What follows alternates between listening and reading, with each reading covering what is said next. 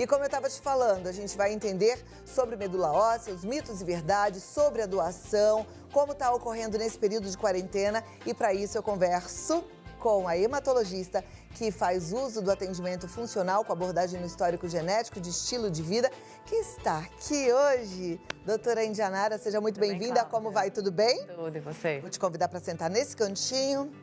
E eu sento aqui e a gente conversa. Isso aí. Muito obrigada por ter vindo. Eu que agradeço. E para a gente tratar esse assunto, né? Porque, como eu falei, a palavra medula óssea parece que a gente vai ter que fazer uma intervenção cirúrgica, que é alguma coisa muito complicada, e muitos, por falta de conhecimento, acabam não indo doar. Exatamente. O que é a medula óssea? A medula óssea, ela é a fábrica do sangue. Ela está em todos os nossos ossos do corpo. E lembra quando a gente pega um osso de boi, aquele da costela e tal, não tem aquele monte de sucozinho? Ali é como na gente. Então, aquele sucozinho ali é a fábrica do sangue, de uma forma mais fácil de entender. São os furinhos do osso. Então, a gente também tem esses furinhos. Isso. Mas como é que a gente vai doar a medula óssea? Vai ter que tirar um pedaço do meu osso? Não. É uma forma muito simples, com uma agulha que a gente usa. Vai fazendo várias funções, principalmente nesse osso aqui da bacia. Esse que a gente põe a mão na cintura, assim. Então, ali a gente vai fazer uma anestesia e fazer várias funções ali. Não dói, é com anestesia geral ou anestesia do local, né? Então, não tem dor, não é cirurgia, não vai incapacitar o doador, não tem nada disso. E hoje ainda tem uma outra forma de se doar, que é por aférese, como se fosse uma doação de sangue. Que é por? Aférese, que chama. É uma máquina que vai tirar esse sangue, que a gente prepara antes com uma medicação que libera mais essas células tronco. E aí, como se fosse uma doação de sangue mesmo. Uma veia do braço é coletada e nessa máquina vai tirando e devolvendo aquilo que a gente não quer no momento, né? A gente quer só as células da medula mesmo. Olha que interessante. Aí, para que serve a medula óssea, né? Quando a gente doa a medula óssea, a gente está ajudando em que sentido? Tá, então assim, deixa eu falar primeiro um pouquinho quando que a gente vai precisar dessa doação, né? Seria no caso das doenças oncohematológicas, por exemplo, uma leucemia, tá? Então, geralmente, a gente vê muito a campanha quando tem criança envolvida, né? Porque é muito triste para uma família. E aí, a criança acaba desenvolvendo uma leucemia, ela faz um processo de quimioterapia.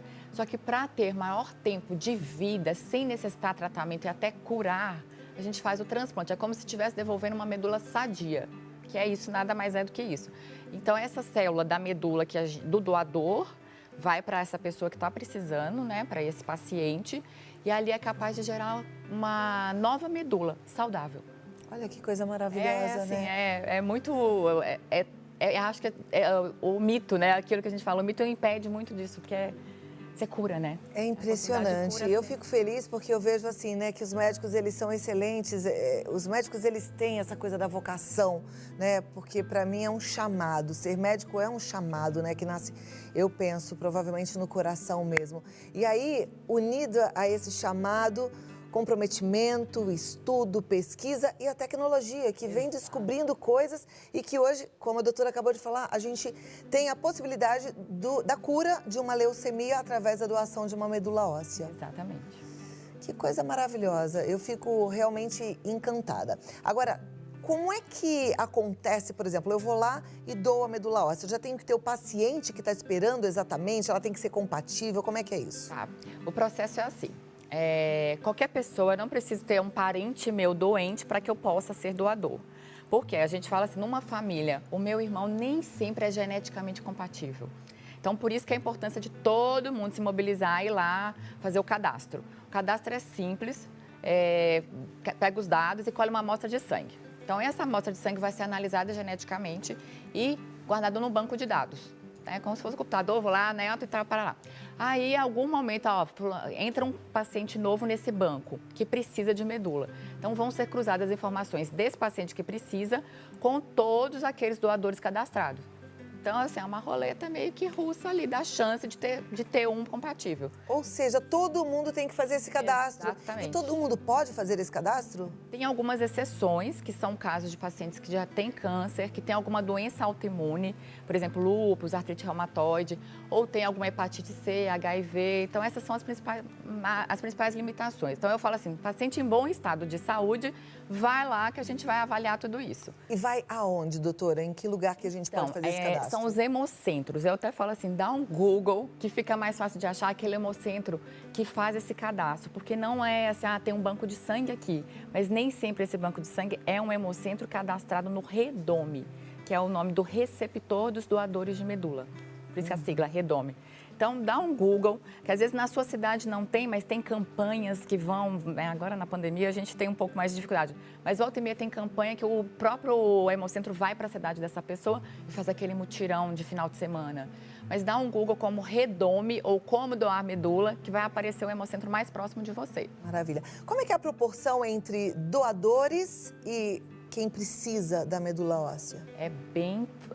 O número de doadores é muito, muito, muito pequeno, hoje em dia ainda. Mesmo sendo assim, a gente cruza com um banco mundial, né? Então, se eu estou no Brasil, tenho a necessidade. Aí, às vezes, a gente consegue um doador lá na Austrália. Então, assim, você vê o nível, né? Tem que ir muito, muito longe, às vezes, para pegar essa medula. E aí, essa medula óssea viria de outro país, de onde ela estiver, aqui para o Brasil? Isso. E chega em perfeito estado. Chega. Recebendo a medula óssea, é certo que o paciente fica curado? Tem uma porcentagem, né? Como tudo em medicina não é uma ciência exata, mas tem uma alta probabilidade. Que vai depender da doença, o fator de prognóstico. E aí tem umas variáveis, mas assim, é uma chance de cura muito grande. Nossa, é maravilhoso. Eu acho até interessante a questão do cadastro, dá pra gente também uma sensação de chamado, né? É assim, cruzou, é você que estão precisando, nada é por acaso, né? Então, assim, aproveitar essa jesuicidência, ir lá e doar com amor. Mas o cadastro, eu acho até que deveria ser obrigatório, né? Então, se você está assistindo agora e você nunca pensou nessa possibilidade, nem sabia que isso existia, vá, porque tem alguém precisando de você. Tem uma vida dependendo de você, não é isso? É isso mesmo. E como é que tá agora nessa época de pandemia? Continua mais complicado um pouco, né, Cláudia? Como a questão da doação de sangue, então acaba limitando um pouco para as pessoas não estarem podendo sair, tem medo, né, do Covid, naturalmente, mas acho que agora eu estou sentindo que está retomando.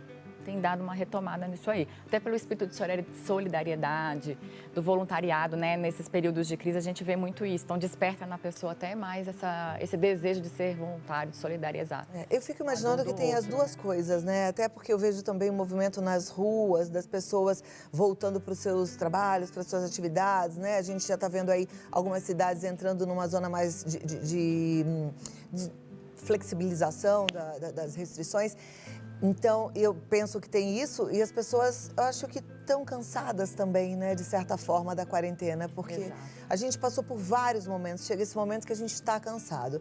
Mas aí, como eu estou diante de uma médica, eu sempre gosto de perguntar, né, é hora da gente ficar cansado ou a gente precisa continuar assim, prestando muita atenção, evitando mesmo sair de casa? Qual que é a sua opinião, doutora? Eu acho assim, o cansaço também eu tenho, você tem, todo mundo tem, mas eu acho que tem que ter o cuidado ainda, né? Eu acho que agora vão ter as contaminações das pessoas do nosso convívio praticamente, né? Porque a gente viu que teve os idosos mais acometidos, mas agora você começa a ver mais gente próxima se contaminando. Porque talvez a flexibilidade que tem e as pessoas talvez não estejam um pouco displicentes no uso da máscara ainda. Sim, tem que usar máscara, né? Eu acho muito legal quando eu vejo aqueles quadrinhos que mostram assim, quando duas pessoas estão com máscara, qual é a chance? Ela é tão menor, né? Então use máscara sempre, tá? A gente se adapta, né? Eu descobri o seguinte, tá todo mundo usando muito aquela máscara de tecido, mas aquela outra máscara que é de papel, não papel, como é que chama? Um TNT? TNT, né, que é a máscara cirúrgica, ela é mais confortável, ela deixa a gente menos abafada. Então, se você conseguir aquela, eu acho até que é o ideal e parece que ela é, de fato, a mais segura também. Então, se você conseguir, tá aí um bom caminho. Eu ia te perguntar sobre os casos de pacientes que estão em tratamento, alguns que pararam de ir ao médico, que pararam o tratamento. Isso tem aumentado ainda? Eu tenho sentido, no movimento do consultório eu vi que voltou, até as pessoas assim, né, por conta de ter vindo aqui aquela vez, começam a perguntar, eu preciso ir, dá para ir? Dá para ir. Porque parece que houve uma conscientização também de não ficar usando de forma desnecessária a assistência à saúde. Mas eu acho que agora, assim, a gente já está no período de 4 meses parado, temos que retomar o controle da nossa saúde. Então, o check-up que está faltando fazer os exames preventivos, eu acho que agora já está na hora da gente voltar de forma gradativa também, né? Retomar o controle, né? O hematologista, ele cuida de toda a parte da nossa circulação, né? Do nosso sangue, mas é também o responsável pelo controle da nossa imunidade, as doenças autoimunes também passam pelo hematologista? Às vezes sim, Cláudia, porque nesse caso o reumatologista acaba atuando mais nisso, mas o hemato tem uma visão ampla, porque antes da gente ser hemato, a gente é com um clínico, a gente tem um pré-requisito de fazer clínica médica antes, então a gente tem um engajamento, mas assim, se viu, é um lúpus, aí eu acabo encaminhando para o reumato para dar o atendimento mais preciso. É igual o reumato encaminha para mim quando é uma leucemia, para a gente poder dar essa condução, né? Maravilha. Bom, eu acho que a gente entendeu o que é necessário fazer e se a gente agora sabe, se não é mais um bicho de 7 cabeças, a gente precisa procurar o Hemocentro, fazer o cadastro e se disponibilizar a fazer essa doação de medula óssea também. Medula óssea e célula-tronco é a mesma coisa? A célula-tronco é a célulazinha mais original para dar a diferenciação de outras todas. Vamos dizer que é um bebezinho que dá a diferenciação das outras células do sangue. Perfeito. Então é o local onde fica a medula e aí tem essa célula-tronco onde fica lá dentro. Como se fosse uma caixinha. Então, fazendo uma, tem as duas juntas, né? E agora, só pra gente finalizar, doação de sangue, como é que tá? Tem aumentado pouco, ainda é crítico, mas a gente está com a esperança de retomar agora com a flexibilização dos horários. Você que é doador frequente, volte a doar sangue, tá tudo já no esquema para que você vá sem correr riscos, né? Claro. Cláudia, não tem risco? Gente, até dentro de casa tem risco, né? Então a gente tem que ter essa consciência, né? Mas não deixa de fazer o bem, porque a sua vida pode salvar outra vida. Doutora, alguma consideração final?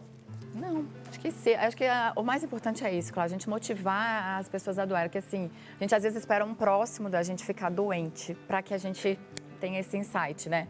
E não, a gente pode ajudar até aquela pessoa que está lá no outro lado do mundo. Então, quanto mais gente cadastrada, com cadastro atualizado também é importante. Quando eu mudar meu telefone, mudar meu endereço, é importante eu ir lá no site e atualizar. Porque assim a gente consegue alcançar e tentar que isso se torne mais fácil, né? Porque é uma dor muito grande para uma família que vê e não consegue ter... Eu dou quimioterapia, dou tudo, mas o principal ali a gente às vezes sofre bastante por causa do tempo que precisa. Então, quanto mais gente se cadastrar, melhor. Então, busque um Hemocentro mais perto da sua casa e cadastre-se. Doutora Indianara, maravilhosa, uma hematologista excelente. Se você estiver procurando uma médica especializada para cuidar de você, pode entrar em contato. É www.doutoraindianarabrandão.com.br, indianarabrandão.com.br e no Instagram, dra.indianarabrandão. Assim vocês ficam pertinho. Muito obrigada, um ótimo final de semana e até a próxima. Obrigada, Cláudia. Prazer te receber, viu?